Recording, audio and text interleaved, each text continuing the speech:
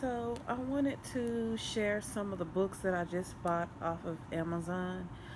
Um, I have a lot of books, but I wanted to add to my collection some books about Lilith. As you guys know, that I am just starting to work with Lilith. Um, I have been interested in her for the past few years, but I recently, I want to say the past year, I've started getting more into her and reading about her online. However, I do believe that before you work with any entity, spirit, whatever, deity, you do need to research as much as you can about them. Um, and who's to say I probably um, will make sure I'm completely comfortable and know as much about her as possible before I really start working with her. Um, Before you start working with any type of entity, you need to build a relationship with them first. Before I started working with Oya, I started building a relationship with her, and I connected with her through my ancestors. And when I built that relationship with Oya, I've noticed that after I did start working with her, changes like great changes started happening in my life, like very quickly, like very fast. Um, I was able to move into my own place. I was able to, I was, money has just been flowing into my life constantly. I have been, I haven't had any problems with employment or anything like that since I've started welcoming my mother Oya. So, also, as you guys know, I'm a very dark person. And I'm not just talking about my skin tone. I love all things dark, like to movies, to my clothes, to my makeup, my hair, to just anything that I'm into. And it's not on purpose, it's just what I'm drawn to.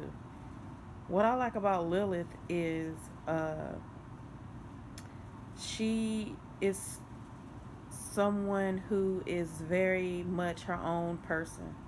She is her own woman, and I'm like that in so many ways. Um, I know I did a video recently about explaining, the similarities between myself and Lilith, but I am very much my own woman. I am very much um, what I would call an alpha type personality. I'm very quiet and laid back, but at the same time, I'm like that quiet storm. Like I don't play games, okay? And I don't just completely let anybody run over me. With that being said, in my relationships,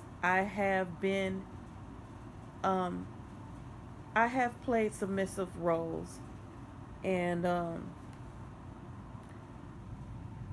but I'm the type of person where I can be submissive to a man, but that is only if they are respectful towards me and they're not just going over the top. Like me and my husband, we kind of bumped heads quite a bit. Like, because even though I would try to be submissive, it was like he became too controlling over time.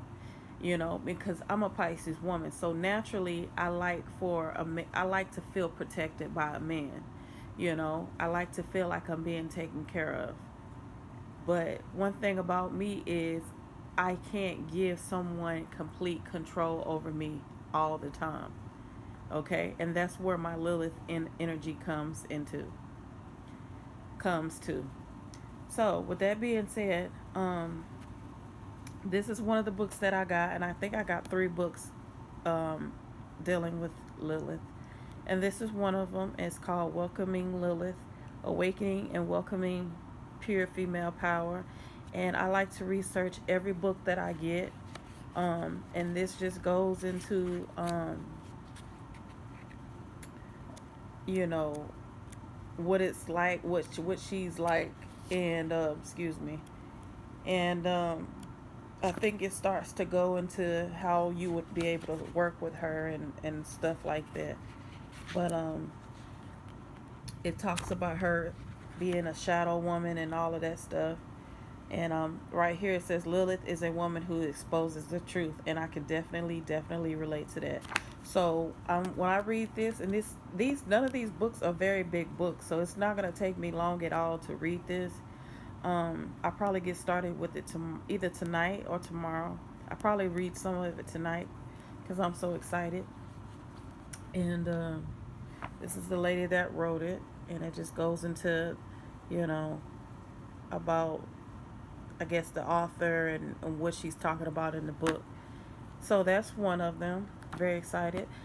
This is another one called Lilith, the Legend of the First Woman. And I just love that picture because this is how she's usually depicted. I've been seeing things online that says that Lilith is actually a black woman. They have found some things over in, I think, in Egypt, which is supposed to be a statue of Lilith, and the statue looks nothing like what we are told that she looks like. I'm just gonna say that.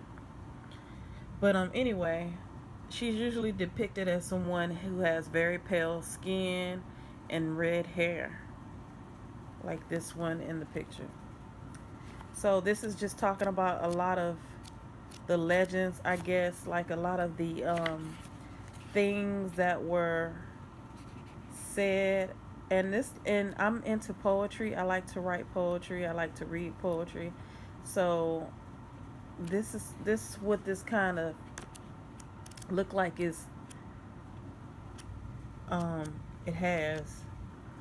But I guess this is just taking a lot of things, maybe some things out of the Bible or whatever. Some I guess mythological things about her. Okay. And this one is the first one that I ordered, that I picked. And it's called Embracing Lilith. And this one is a pretty thick one. It says Embracing Lilith is a 3-part exposition delving into the entity who is called the first woman, a demoness, and dark mother. Each section takes up a different way of experiencing her. The first is through her history and metaphysics, the second is her myth told from her point of view, and the third is through experimental practice, meditation, and ritual.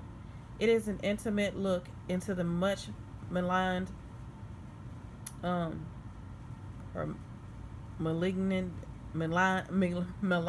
y'all know that I'm horrible sometimes, and misunderstood Lilith, who first appears in Mesopotamian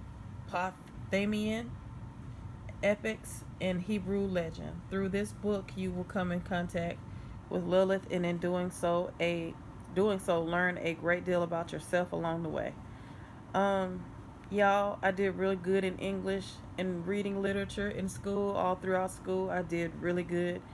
But sometimes I have a hard time pronunciating words, especially if I'm not used to seeing a word. Yeah. So anyway, so this is really, I think, this is gonna be the one that's gonna be very beneficial for me. It has some pictures because it talks about a whole lot in this book. It goes into the history of Adam and Eve from what it looks like. And it does have one of the pictures that I seen that was on the cover of, yeah, right there, of the other books that I got. And this is just some pictures. But I'm very excited, y'all. And then I do have a statue of her coming too. So she will have her own little space here somewhere. I'm probably gonna put it on Oya's altar or somewhere near Oya's altar because I feel like she and Oya have a lot of similarities. They are both strong entities, strong women that are have kind of like masculine energy, that don't play any games for one, but really are not afraid to be a strong alpha female. So yeah. So yeah, Lilith would be the one that I call on whenever I'm doing my darker work, because I really don't like to use Oya for my darker work. I usually mainly use Oya for like protection, my health, and prosperity. If I want changes to come about in my life, I work with Oya and my ancestors as far as like my love life and things like that. So I don't really too much. I try not to do dark work with them, but my darker stuff will most definitely be done with Lilith, because Lilith. Even though I don't think that Lilith is a bad entity like they try to say she is, but she's also an entity that I feel isn't afraid to get down and dirty. Okay, and the last book is unrelated to Lilith, but it is on moon magic. And even though I'm quite advanced and quite knowledgeable on moon magic, and I do have a lot of books, quite a few books with this same author, and I really do like her work. It's never too, it's never, you can never have enough knowledge, even if it's in the same areas. You might learn something different from